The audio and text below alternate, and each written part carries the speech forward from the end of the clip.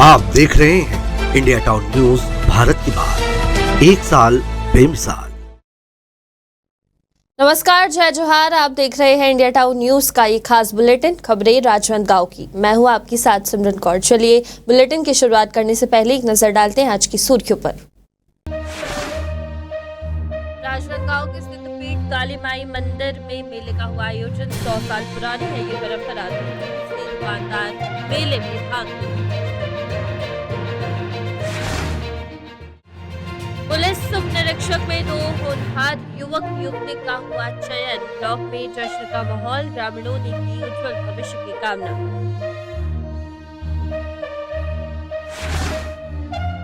छत्तीसगढ़ के स्थापना दिवस का आयोजन की तैयारियां हुई पूर्ण। गौरव पथ ऑडिटोरियम में होगा राजा उत्सव कार्यक्रम। शहर में अधिकांश ट्रैफिक सिग्नल है बंद। लापरवाही के चलते लगातार हो रहे हादसे। स्थानीय नागरिकों ने तुरंत सुधार की मांग की। त्योहार के बाद गंदगी का आलम। शहर के म्यूनिसिपल स्कूल में लगा कचड़ों का अंबार। लाकर दुकान लगाने के बाद परिसर की दिशा। रामधरी टोला में धूमधाम से मनाया गया गोवर्धन पूजा। गौ माता को खिलाई गई खिचड़ी। ग्रामीणों में दिखा उत्साह का माहौल।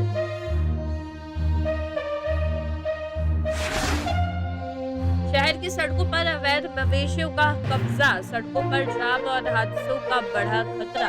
प्रशासन को ठोस कदम उठाने की आवश्यकता। राष्ट्रपति के दत्तक पुत्र जल जीवन मिशन योजना से है वंचित। ग्रामीण कर रहे गंभीर संकट का सामना। बुलेटिन की शुरुआत करेंगे खैरागढ़ से, जहां केंद्र सरकार की महत्वाकांक्षी योजना जल जीवन मिशन का जिले में संचालन बेहद खराब स्थिति में है। जहां विशेष रूप से राष्ट्रपति के दत्तक पुत्र कहे जाने वाले बैगा आदिवासियों को इस योजना का कोई लाभ नहीं मिल रहा है। उनका कहना है कि जल जीवन मिशन के ठेकेदार ने पूरे गांव में पाइपलाइन बिछाई और नल की लगवाए, लेकिन पानी की टंकी का निर्माण अधूरा रह गया है, जिसके चलते जिले के छुईखदान विकासखंड के ग्राम पंचायत कुम्हारवाड़ा के आश्रित ग्राम तेंदुभाटा, जो आदिवासी बाहुल्य है, वहां के ग्रामीण गंभीर जल संकट का सामना कर रहे हैं। पिछले 2 वर्षों से काम रुका हुआ है। उन्होंने कलेक्टर, विधायक और अन्य अधिकारियों से लगातार गुहार लगाई है, लेकिन अभी तक कोई सुनवाई नहीं हो रही है।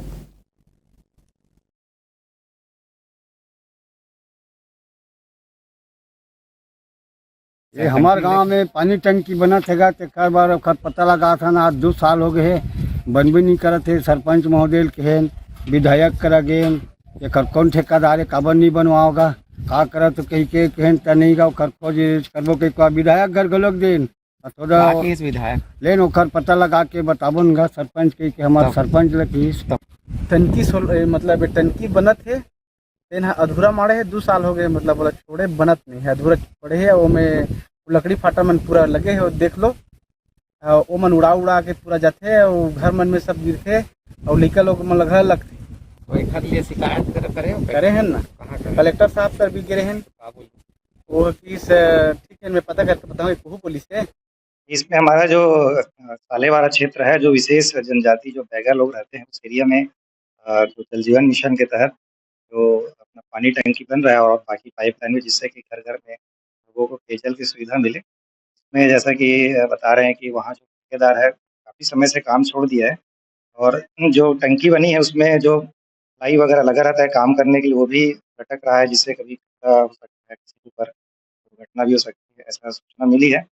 और लोगों ने पहले भी उनका कहना है कि यही इस तरह पे सूचना दी है। जैसा भी हमारे जल जीवन मिशन का काम हमारे जिले में औसत रूप से अच्छा चल रहा है, तो निश्चित ही इस जगह भी जो पीएचई विभाग है उसके माध्यम से इसको कार्य को जल्दी कराने के लिए आदेशित किया जाएगा। शहर में अवैध मवेशियों का आतंक बढ़ता जा रहा है, जिससे न सिर्फ यातायात प्रभावित हो रहे हैं बल्कि हादसों का खतरा भी बढ़ गया है। शहर की सभी मुख्य सीमाओं पर मवेशियों ने सड़कों पर कब्जा जमा लिया है, जिससे आए दिन दुर्घटना हो रही है। चौक से भदौरिया चौक तक के इलाके में स्थिति बेहद गंभीर है। इस मार्ग पर मवेशियों की लगातार उपस्थिति से यातायात प्रभावित हो रहा है और लोगों को काफी मुश्किलों का सामना करना पड़ रहा है। हालांकि इस गंभीर समस्या की तरफ प्रशासन का ध्यान अब तक नहीं गया है, जिससे नागरिकों में रोष का है।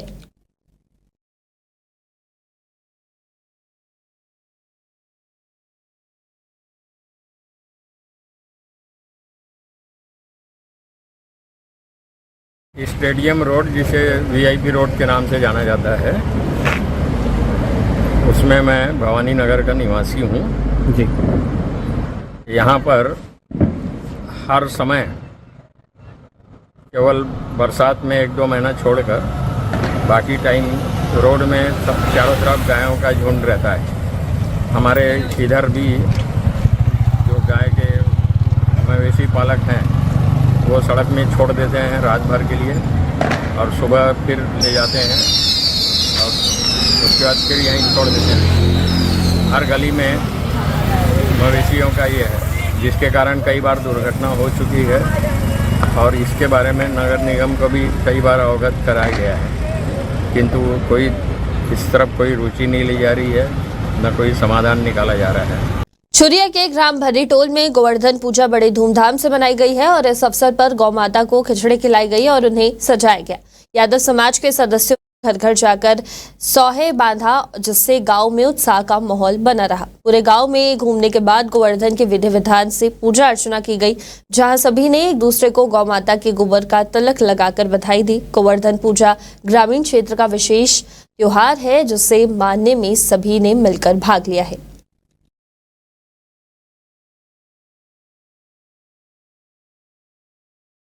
छत्तीसगढ़ के स्थापना दिवस के आयोजन की तैयारियां पूरी हो गई है, जहां गौरव ऑडिटोरियम में होने वाले राजा उत्सव कार्यक्रम में विधानसभा अध्यक्ष डॉक्टर रमन सिंह मुख्य अतिथि के रूप में शामिल होंगे। यह आयोजन स्थानीय संस्कृति और परंपरा को बढ़ावा देने का एक महत्वपूर्ण अवसर है और इस कार्यक्रम में विभिन्न सांस्कृतिक कार्यक्रम, नृत्य, संगीत और अन्य गतिविधियां आयोजित की जाएगी, जिससे लोग एक साथ मिलकर मनाएंगे।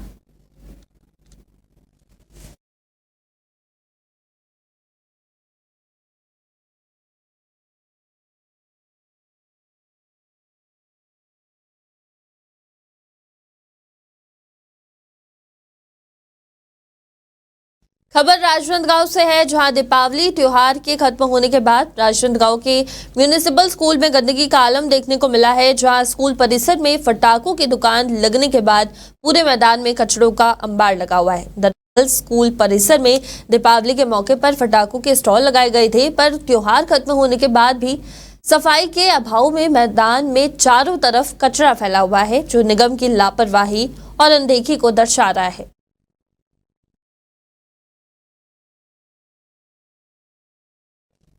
और इसी के साथ फिलहाल वक्त हो चुका है एक छोटे से ब्रेक का। देखते रहिए इंडिया टाउन न्यूज। अब खबर आपकी उंगलियों पर, खबरों से परे, हर खबर पर हमारा नजरिया।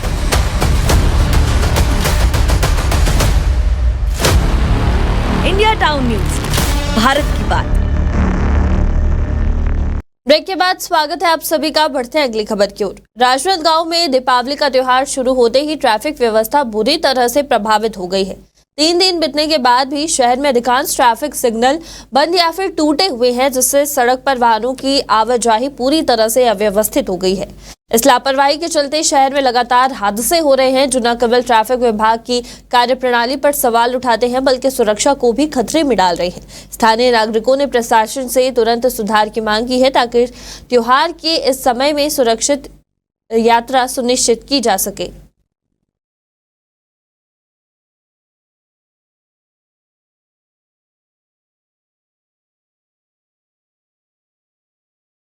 खबर छुरिया ब्लॉक के ग्राम कल्लू टोला से है, जहां युवक सोहन साहू और युवती सादा साहू का चयन पुलिस उप निरीक्षक पद पर हुआ है। इस सफलता से गांव और उनके परिवार वालों पर खुशी का माहौल है। इस उपलब्धि पर ग्रामीणों ने उनके उज्जवल भविष्य की कामना की है और पढ़ाई कर रहे बच्चों के लिए प्रेरणा का केंद्र बताया। खास बात तो ये है कि इस भर्ती में किसी भी स्तर पर कोई आर्थिक व्यय नहीं हुआ है, बल्कि इनकी सफलता केवल उनकी योग्यता और परिश्रम का परिणाम है।